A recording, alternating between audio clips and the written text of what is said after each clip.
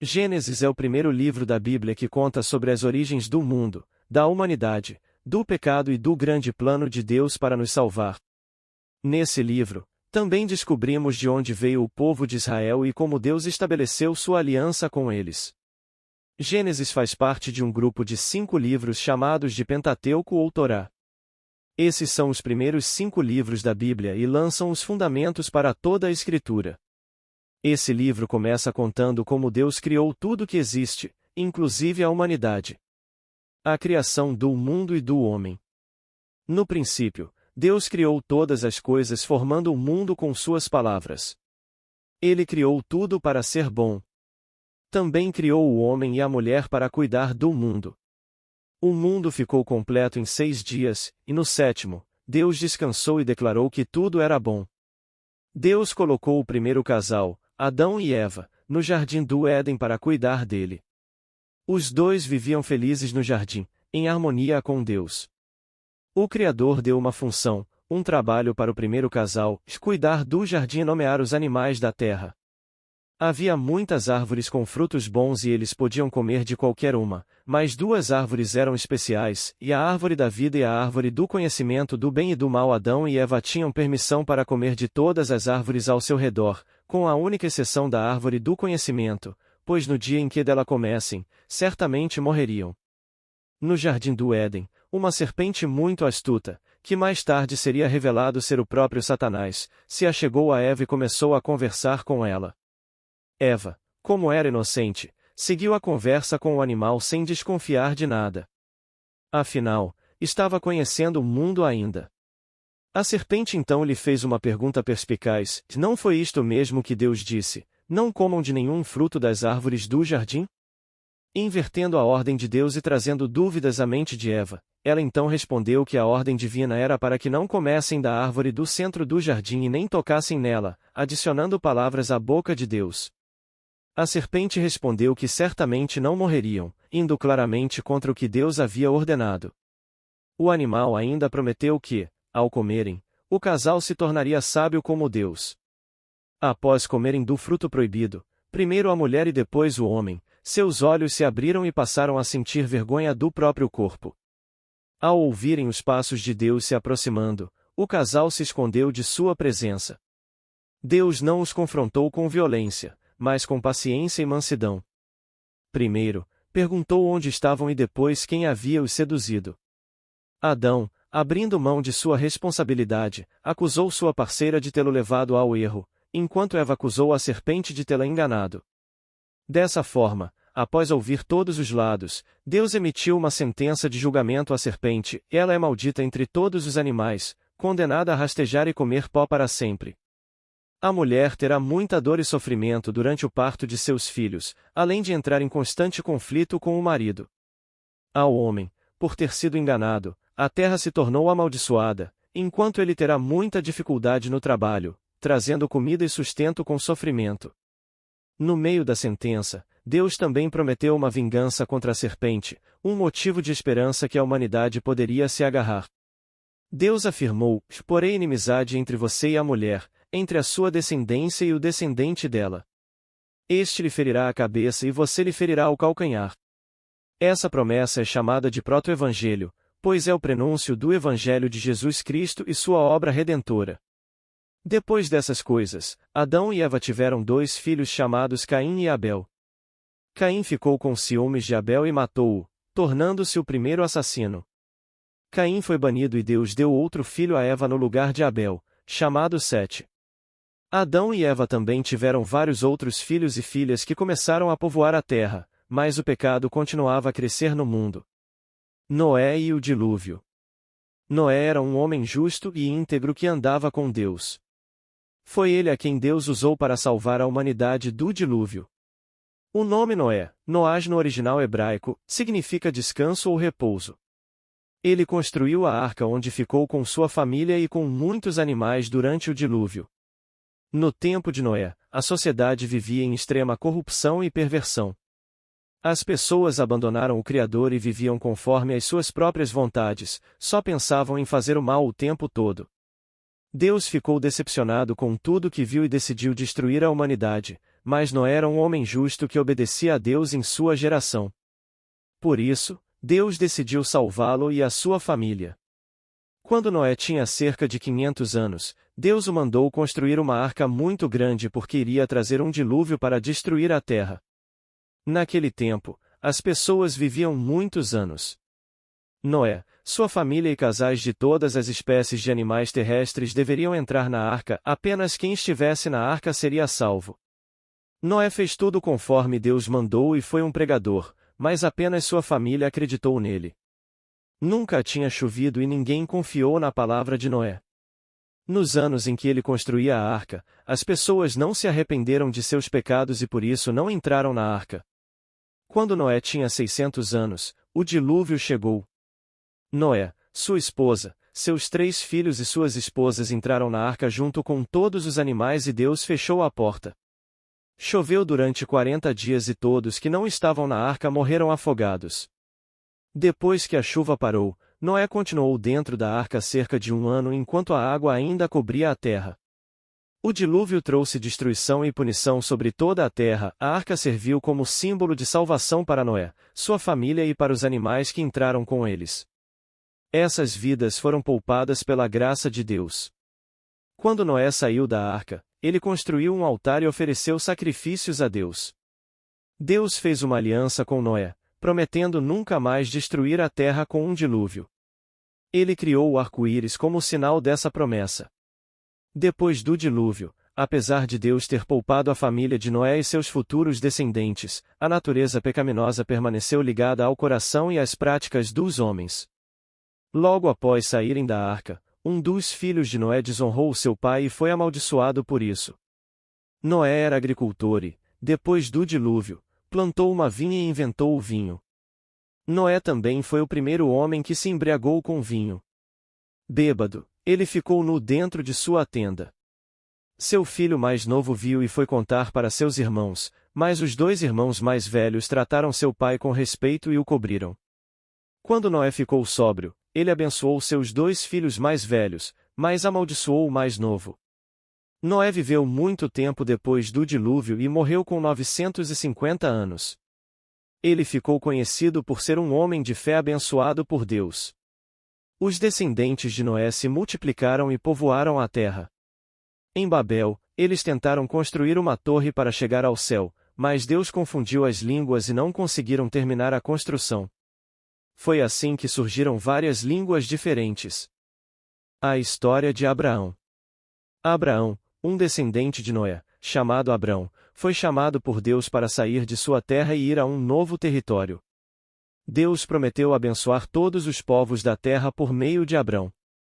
Por isso, Abraão deixou seu povo e se tornou nômade à procura da terra que Deus tinha prometido a ele e seus descendentes.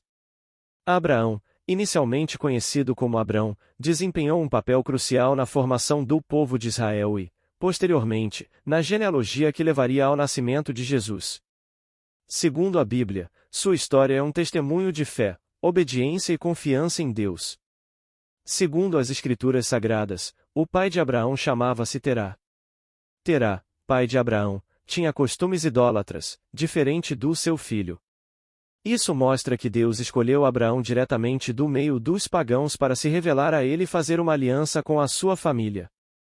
Abraão foi escolhido por Deus enquanto vivia em Ur dos Caldeus, uma cidade da antiga Mesopotâmia, com sua família.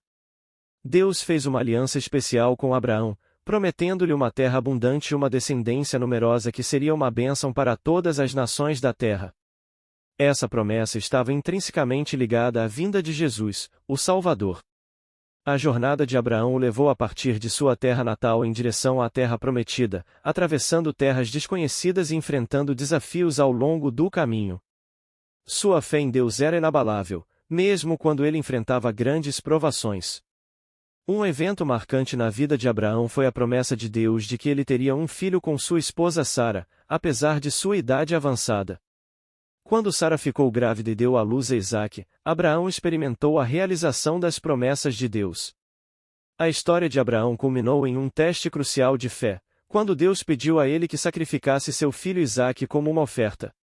Abraão demonstrou obediência e confiança em Deus, disposto a cumprir a ordem divina. No entanto, Deus interveio e forneceu um carneiro para o sacrifício, provando que ele nunca teria que sacrificar seu filho. Esse evento não apenas reafirmou a fé de Abraão, mas também destacou a fidelidade de Deus em cumprir suas promessas. Deus mudou o nome de Abrão para Abraão, que significa pai de muitas nações, e fez uma aliança com ele. Sara, a esposa de Abraão, também teve seu nome mudado para Sara, que significa a princesa. Deus prometeu a Abraão que ele teria um filho com Sara, apesar de ambos serem idosos e já não terem condições físicas para gerar um filho. Por meio dessa promessa, Deus estabeleceu um pacto eterno com Abraão e seus descendentes, o que foi um marco importante na história da salvação. Como sinal dessa aliança, Deus instituiu a circuncisão. Abraão e Sara tiveram um filho quando Abraão tinha 100 anos e Sara 90. Eles nomearam o filho de Isaque, que significa riso, pois a princípio Sara achava engraçado que Deus pudesse dar-lhes um filho na velhice. A história de Abraão e Sara é um exemplo poderoso da fé e da confiança em Deus, mostrando como ele pode realizar o impossível e cumprir suas promessas. A história de Abraão também inclui momentos significativos, como a visita dos 3 homens que anunciaram o nascimento de Isaque e a intercessão de Abraão pela cidade de Sodoma. Abraão demonstrou um profundo compromisso com Deus e com a justiça, e suas ações tiveram um impacto duradouro na história espiritual da humanidade. Isaque e Rebeca. Isaque, filho de Abraão e Sara, casou-se com Rebeca, que veio de uma família relacionada com a de Abraão. Deus guiou o servo de Abraão para encontrar Rebeca e, assim, a história continuou com a promessa divina. Isaque e Rebeca tiveram 2 filhos, Esaú e Jacó. Jacó, mais tarde conhecido como Israel, teve 12 filhos que se tornaram as 12 tribos de Israel. A história de Isaque, Rebeca e seus filhos continua a narrativa da aliança de Deus com Abraão e suas promessas para o povo de Israel. Jacó, que mais tarde teve seu nome mudado para Israel, casou-se com 2 irmãs, Lia e Raquel.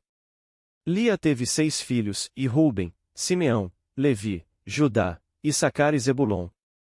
Raquel, que inicialmente era estéril, teve 2 filhos, José e Benjamim. Raquel também deu a Jacó a sua serva Bila, que teve 2 filhos, Dan e Naftali.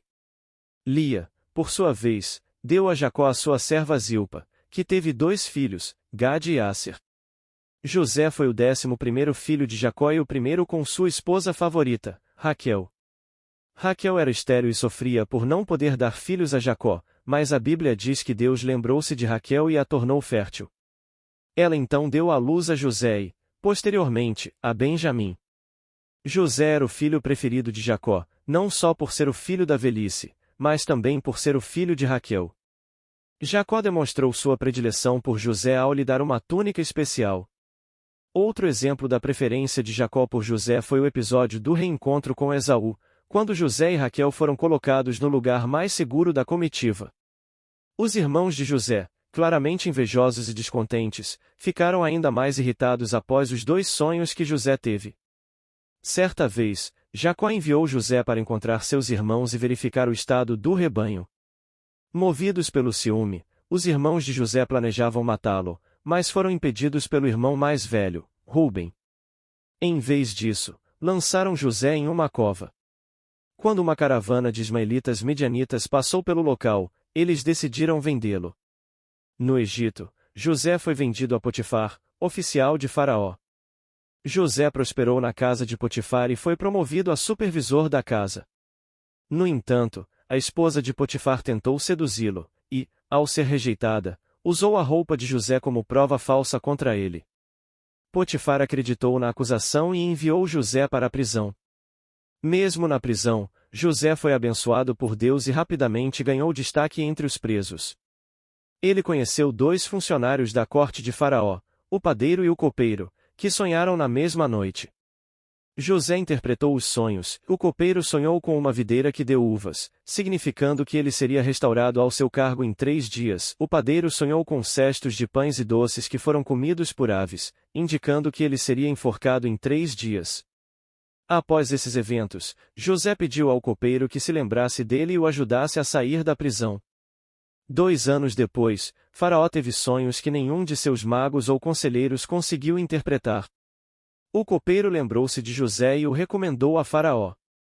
José interpretou os sonhos de Faraó, que previam 7 anos de abundância seguidos por 7 anos de fome. Ele também apresentou um plano para enfrentar a crise. Impressionado, Faraó nomeou José como o segundo homem no Egito, um cargo equivalente ao vizir, responsável pelo tesouro, justiça e execução dos decretos reais. José recebeu o nome egípcio de Zafenate-Paneia e se casou com Azenate, filha de um sacerdote. Eles tiveram 2 filhos, Manassés e Efraim, que, mais tarde, representariam José entre os filhos de Jacó na distribuição das tribos de Israel. Com a fome aumentando, os irmãos de José foram ao Egito em busca de alimento.